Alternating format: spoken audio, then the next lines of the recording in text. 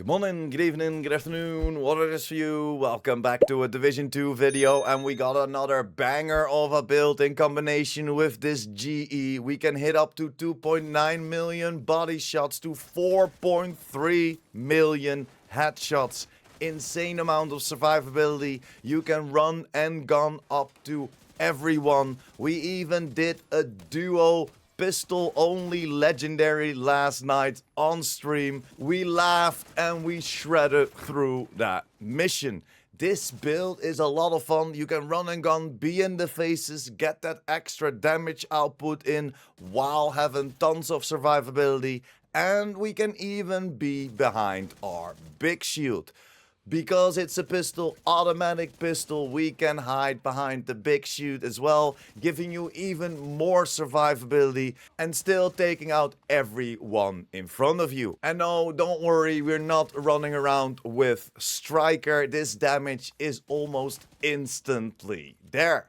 Without further ado, let's jump right into the build and let me showcase what we've been working on. Starting with our specialization, and that is the minigun, the gunner specialization. We're doing this for the 10% armor on kill, and of course that third reload is 50% faster, and do not forget to stack into pistol damage and whatever gun you might want to use next to it. So let's jump over to the weapons and focus on our main weapon, and that is the Tempest. Yes, this is the exotic automatic pistol, the Tempest. On this build it has 216.4-ish K damage, 700 RPM, a mag of 30, or if we reload 31, headshot damage of 120, and the optimal range is 12.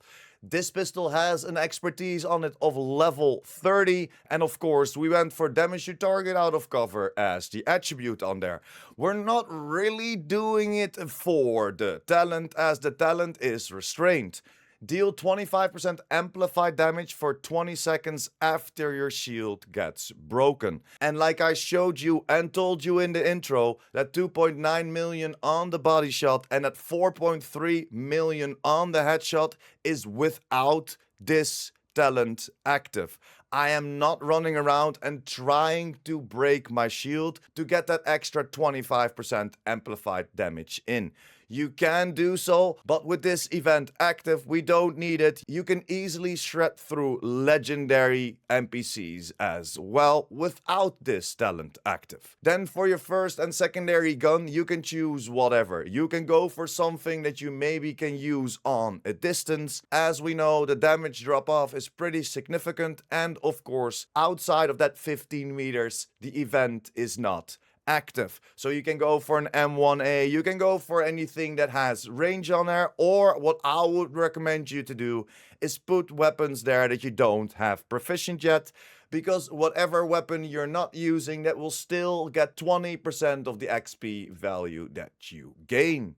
And then jumping over the overview of the build, and this is it.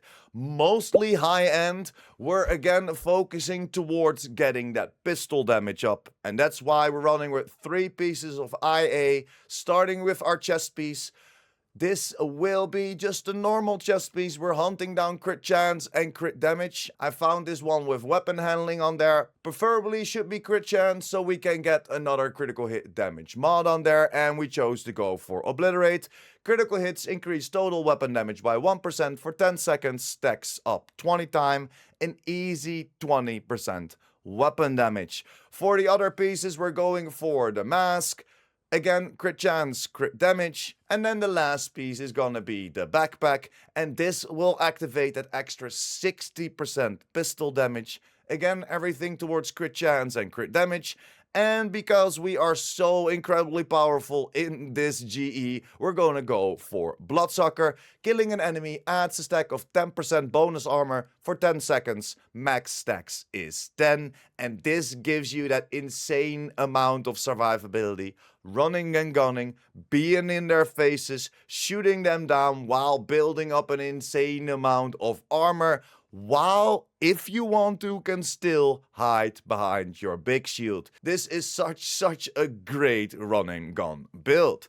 Then for the rest of the pieces, again to focus on pistol damage, we went for Douglas and Harding. This will give us that extra 20% pistol damage throughout the brand set bonus. And again, crit chance and crit damage as the attributes. Then jumping over to the next two pieces, Fox's Prayers, damage your target out of cover, that's why we're doing it. That extra amplified damage kicking in, always good to dive into multiple pools of damage output as we have normal weapon damage with all the pistol damage from the DNH and the IA, and that's why we stepped into a little bit more of amplified damage with the Overdogs. Again, crit chance, crit damage as the attributes, and this has weakest link.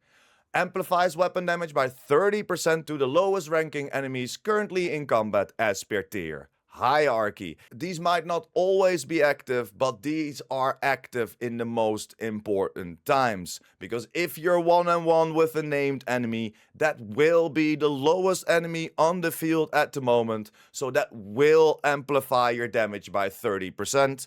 For all of the other NPCs, doesn't really matter. It's nice to hit those high numbers, but when it matters, when you need to take someone out, when it's a big boss, when it's a named enemy, when it's a rogue agent right in front of you, it will be a 30% amplification damage. And that's why these are one of the best, or not the best, DPS gloves. And that's pretty much it. That's the whole overview of the build. Again, build towards crit chances, crit damages, and then the pistol damage with the IA and the Douglas and Harding. And then we're gonna step into some extra amplification damages with the Fox's Prayers, and then of course the skeleton gloves. For our skills, we are of course hiding behind that big shield because we are utilizing the automatic pistol. You don't need it, but whenever shit hits the fan, you can definitely dive behind that big shield and still shred through enemies. And then of course we're going for the Revive Hive, giving you that extra life. If you're running around solo, if you're going into that legendary, you can still get taken out from time to time. And then the Revive Hive comes in clutch. If we jump over to the stats real quick and switch over to the pistol, you'll see we have 55% crit chance and 141% critical hit damage with a headshot damage of 120. In a perfect world, this should be 153. As you saw, my chest piece had that weapon handling roll on there. I prefer to have a crit chance there, so we can up the critical hit damage by 12 again. That's pretty much it. That is the whole overview of the build. Let me know in the comments down below if you already tried this out with this event. This running and gunning, being close to the enemies and just shredding them down is so much fun. The Chatterbox, the no reload build that I showed you a couple of days ago is a lot of fun as well and might be my favorite. But running around with a pistol, that Tempest automatic, shredding through everyone, even on legendary, is quite a lot of fun as well. Again, hit me up in the comments down below what you think about this build and what do you prefer to run with this GE. Thank you very much for sticking until the end. Like the video if you liked the video or helped you out in any way or form. We're closing into 20,000 subscribers, so if you're new here and or you want to be updated by the Division 2, make sure to hit that subscribe button as well, and I will see you in the next one. Pure Prime out!